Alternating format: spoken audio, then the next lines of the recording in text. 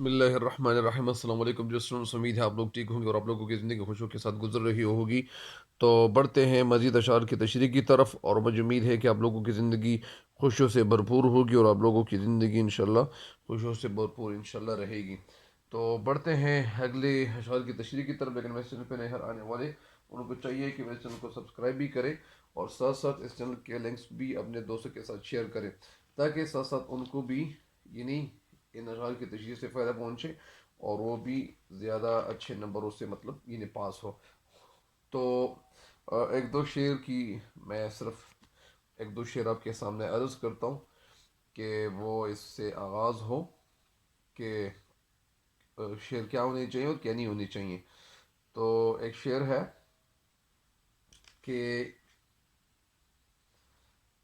ख्वाबों के उफ़क़ पर तेरा चेहरा हो हमेशा, ख्वाबों के उफ़क़ पर तेरा चेहरा हो हमेशा, और मैं इसी चेहरे से नए ख्वाब सजाऊं, और मैं इसी चेहरे से नए ख्वाब सजाऊं।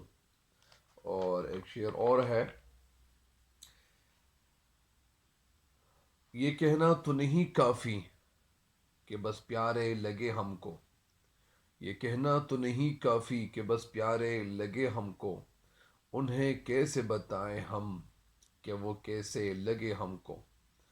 बहरहाल अशार की तशरीह की तरफ बढ़ते हैं कि शेर की तशरीह क्या होती है और क्या नहीं होती। जिस तरह एक शेर है कि हम इस कदर भी नहीं अपनी अना के ताबे, हम इस कदर भी नहीं अपनी अना के ताबे, तुम पुकारो तो सही लौट के आ जाएंगे, तुम पुकारो तो सही लौट के आ जाएंगे।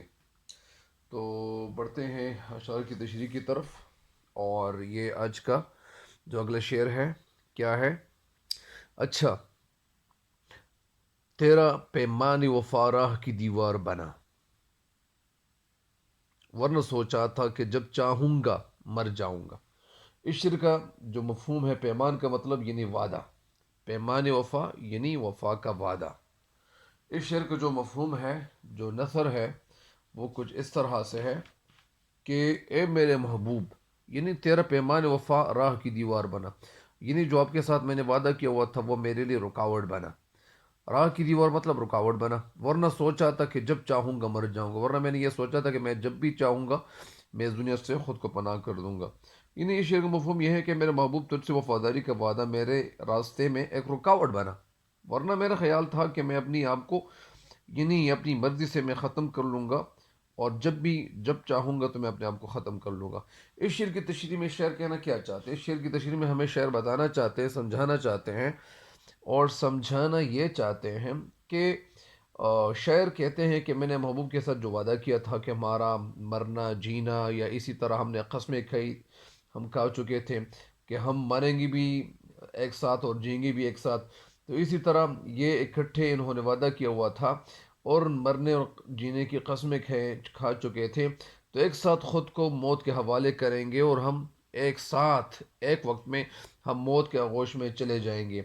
लेकिन अब शायर पता नहीं उनको उनको क्या हो गया है, या तो वो मरने का ख्वाहिशमंद क्यों है, या मरने की ख्वाहिश का इजहार क्यों करता है, या ख़ुदकुशी पे वो क्यों मतलब मजबूर हो गया है कि वो अपनी ज़िंदगी खुद ख़त्म करने की कोशिश कर रहा है। मगर दूसरी तरफ महबूब से उसने वादा किया हुआ था, ज़ाहिरी बात है कि जब वादा किया था तो वादा तो निभाना ही पड़ता है। इसलिए शायर महबूब से मुखातिब होकर कहते हैं कि मेरे दोस्त, मैंने सोचा था कि मैं अपनी मर्ज़ी से जब चाहूँगा, दिल चाहेगा तो मैं मर जाऊँगा, ख़ुद को पनाह कर दूँगा, मैं ख़ुदकुशी करूँगा। लेकिन मैं जब ये बात सोचता था या मैं इस बात के हवाले से सोचता था, तो फिर मुझे याद आता था कि मैंने आपके साथ वादा किया था, तेरे साथ मैंने वादा किया था, और वादा मैंने ये किया था कि हम मरेंगे भी एक साथ और जिएंगे भी एक साथ, मतलब यानी हम एक दूसरे का वो एक हम सफ़र बनाएंगे और इसी तरह हमेशा के लिए इकट्ठे रहेंगे और ज़िंदगी गुजारेंगे। लेकिन जब मुझे ये वादा आपका जो मैंने आपके साथ किया था, तो वो जब मेरे जहन में आ जाता, तो ये तेरा जो तेरे साथ जो वादा किया हुआ था मैंने, तो वही वादा मेरे लिए راستے میں ایک رکاوٹ بنا. مطلب اگر میں خودکشی کا ارادہ کر لیتا تو مجھے وہ رکاوٹ یعنی میرے سامنے آ جاتا، اور پھر میں سوچتا کہ یار میں نے تو اپنے دوست کے ساتھ وفا کا وعدہ کیا ہوا ہے، یعنی میں نے وعدہ کیا ہوا ہے کہ ہم ایک ساتھ رہیں گے، لہٰذا تیرے ساتھ جو میں نے وعدہ کیا ہوا تھا وہی وعدہ ہے، اور جو وعدہ کیا تھا تو اسی وجہ سے وہی وعدہ میں نبھانے کی کوشش میں یعنی میرے لیے ایک رکاوٹ بنا. اور میں اپنے مرنے کے ارادے سے میں کیا ہوا، یعنی میں نے مرنا جو میں خودکشی کرنا چاہ رہا تھا تو خودکشی کو میں چھوڑ بیٹھا. مطلب یعنی میں نے خودکشی کا جو ارادہ کیا ہوا تھا، میں اس خودکشی کا ارادہ میں ترک گیا ہوں. میں نے ترک کر لیا اس لیے چھوڑ دیا تاکہ ایسا نہ ہو کہ تو خفا نہ ہو. تو بہرحال تو پھر میرے پیچھے یا مطلب یہ آنسو بہاؤگی، یہ ہوگا وہ ہوگا. تو ان ساری باتوں کے یا ان ساری باتوں کو ذہن میں رکھتے ہوئے میں نے یہ جو وعدہ کیا ہوا تھا تو اسی وعدے کی پاسداری کے لیے، وعدے نبھانے کے لیے میں نے یہ ارادہ بھی ترک کر لیا. اس شعر کے ساتھ ایک شعر ہے: وفا میں ثابت قدم نکلنا، وفا میں ثابت قدم نکلنا، فدائے عشق حبیب ہونا، یہ کامیابی ہے عاشقی کی، یہی تو ہے خوش نصیب ہونا، یہی تو ہے خوش نصیب ہونا. اگلے شعر کی تشریح کی طرف بڑھتے ہیں. چار اساسوں سے الگ ہے میرا معیار کہ میں زخم کھاؤں گا تو کچھ اور سور جاؤں گا. چارہ ساز کا مطلب کیا ہے؟ چارہ ساز کسے کہتے ہیں؟ چارہ ساز مطلب یعنی ڈاکٹر یا معالج، علاج کرنے والے کو چارہ ساز کہتے ہیں. الگ مطلب میرا جدا ہے، یعنی چارہ ساز سے الگ ہے میرا معیار. معیار کا مطلب یہاں پیمانہ بھی ہو سکتا ہے، یعنی میرا جو معیار ہے، میرا جو پیمانہ ہے یا جو ناپنے کا جو ایک پیمانہ ہے. زخم کھاؤں گا تو کچھ اور سور جاؤں گا. میں مطلب یعنی زخم کھانے کے لیے میں نے خود کو تیار کیا ہوا ہے، اور میں اگر زخم کھاؤں گا تو مجھے یعنی ترقی مزید ملے گی، یعنی میں اور خوبصورت بنوں گا. یعنی اس شعر کا مطلب یہ بھی ہے. اس شعر کا آپ ایک نثر سن لیں. یہ جو نثر جو مفہوم سنیں گے تو پھر انشاءاللہ آپ کے ذہن میں یہ شعر کی تشریح بیٹھ جائے گی. شاعر اس شعر میں کہنا یہ چاہتے کہ میرا جو معیار ہے وہ ڈاکٹروں سے اور معالجوں سے مختلف ہے، تھوڑا سا مختلف ہے. یعنی میں جتنا زیادہ زخم کھاؤں گا اور جتنا مجھے تکلیف جتنی زیادہ پہنچتی چلی جائے گی، اتنا زیادہ تندرست ہوتا چلا جاؤں گا. مطلب اس شعر ہمیں بتانا کیا چاہتے ہیں، سمجھانا ہمیں کیا چاہتے ہیں؟ اس شعر میں احمد ندیم قاسمی ہمیں سمجھانا چاہتے ہیں کہ معالج اور طبیب کیا کرتے ہیں، وہ کسی مریض کا علاج کرتے ہیں تاکہ ان کا جو مرض ہے وہ ختم ہو جائے. لیکن یہاں پہ تو شعر کہتے کہ میں اس مرض کو ختم کرنا نہیں چاہتا ہوں، میں تو چاہتا ہوں کہ یہ مرض میرا یہ دائمی رہے اور یہ ہمیشہ رہے. تو اسے دوائیں دیتے ہیں. مطلب یعنی وہ ڈاکٹر وہ مریض جن کو دواؤں کی ضرورت ہوتی ہے تو ان کو دوائیں دیتے ہیں. دوائی اس لیے دیتے ہیں تاکہ وہ ٹھیک ہو جائیں، اور اس کے زخم پٹی وغیرہ کر کے یا اسی طرح مریض کا علاج کرتے ہیں ڈاکٹر. تو ڈاکٹر جب علاج کرتے ہیں، علاج اس لیے کرتے ہیں تاکہ وہ ٹھیک ہو جائے اور وہ زخم بھی ٹھیک ہو جائے. تو جب زخم ٹھیک ہو جائیں گے تو ظاہری بات ہے کہ ان کو تندرستی ملے گی اور وہ صحیح صحت یاب ہوگا. تو اسی وجہ سے شعر کہتے ہیں کہ مجھے میرا جو پیمانہ ہے، میرا پیمانہ تھوڑا سا مختلف ہے. مطلب یعنی ان کی سوچ تھوڑا سا مختلف ہے، سوچ تھوڑی ان کی مختلف ہے. تو میری سوچ کا جو پیمانہ ہے وہ عام ڈاکٹروں سے بالکل مختلف ہے. مختلف کس طرح ہے؟ مختلف اس لیے ہے کہ مجھے کسی معالج اور مجھے کسی طبیب کی مرہم پٹی کی یا اسی طرح کسی وہ دارو درمل دینے کے لیے مجھے چندہ ضرورت نہیں ہے، کیونکہ میں جتنا زیادہ زخم کھاتا جاؤں گا، یعنی مجھے تکلیف جتنی زیادہ پہنچتی چلی جائے گی، جتنی زیادہ تکلیف مجھے پہنچے گی، اتنا ہی یعنی جتنی تکلیف مجھے پہنچتی جائے گی تو اتنا یعنی میں ٹھیک تصور کروں گا خود اپنے آپ کو. مطلب یعنی خود کو میں ٹھیک، بہتر، تندرست اور صحت یاب محسوس کروں گا. لہٰذا مجھے علاج اور معالجہ اور دواؤں کی بالکل ضرورت ہی نہیں ہے. مطلب یعنی میں ٹھیک نہیں ہونا چاہتا ہوں. مطلب اس کا یہ بھی ہے کہ شعر اس کا دوسری تشریح اگر میں آپ کو یہ بتا دوں کہ شعر اصل میں مرضی عشق میں مبتلا ہے، اور جو انسان عشق کی مرض میں مبتلا ہو جاتا ہے تو اسی وجہ سے شعر کہتے ہیں کہ میرا جو علاج ہے، یا لوگ اگر مجھے سمجھائیں گے یا دوست مجھے سمجھائیں گے کہ یہ مرض تیرا ختم ہو جائے اور تمہارا یہ مرض ختم ہو جائے، لیکن شعر کہتے ہیں کہ میرا یہ مرض ختم نہیں ہونا چاہیے. تاکہ میں یہ زخم کھاتا جاؤں گا تو میرے چہرے کو یا اسی طرح مجھے زیادہ تسکین ملے گی اور میں زیادہ خوش نصیب خود کو تصور کروں گا. مطلب یعنی مجھے جتنی زیادہ تکلیف پہنچے گی تو اتنا یعنی مجھے کوئی ایک کھرا عاشق مجھے لوگ مشہور کریں گے، اور میں ایک ایسا عاشق تصور کیا جاؤں گا، تاکہ لوگوں کو پھر پتہ بھی چلے گا کہ یہ تو ایسا عاشق ہے کہ یہ تکلیف برداشت کر سکتا ہے، یا اسی طرح ان کے اندر یہ صلاحیتیں موجود ہے. یعنی خود کو بہادر کرنے کی کوشش کروں گا اور میں یہ کروں گا. تو یہ ساری باتیں شعر کا مطلب یہی ہے. اس کا اس شعر کی جو دو تشریحات ہیں تو آپ کے سامنے میں کروا چکا ہوں اللہ کے فضل و کرم سے. تو مجھے امید ہے کہ ان اشعار کی تشریح سے انشاءاللہ آپ استفادہ ضرور کریں گے. اگلے شعر کی تشریح کی طرف بڑھتے ہیں، آخری شعر کی تشریح کی طرف. زندگی شمع کی مانند جلاتا ہوں ندیم، بجھ تو جاؤں مگر صبح تو کر جاؤں گا. یعنی بجھ تو جاؤں گا مگر صبح تو کر جاؤں گا. اس سے جو اوپر والا جو شعر تھا اس کے ساتھ ایک شعر دو ہے، وہ اگر آپ اس کے ساتھ مطلب ملا لیں تو انشاءاللہ تشریح بھرپور ہوگی. ایک شعر اس کے ساتھ یہ ہے کہ دوستو اب مجھے گردن زدنی کہتے ہو، دوستو اب مجھے گردن زدنی کہتے ہو، تم وہی ہو کہ میرے زخم سیاہ کرتے ہو. یا ایک شعر اور ہے، دو عالم سے کرتی ہے بیگانے دل کو، دو عالم سے کرتی ہے بیگانے دل کو، عجب چیز ہے لذت آشنائی. اور بہرحال ان دو شعر کی تشریح تو ہو گئی ہے.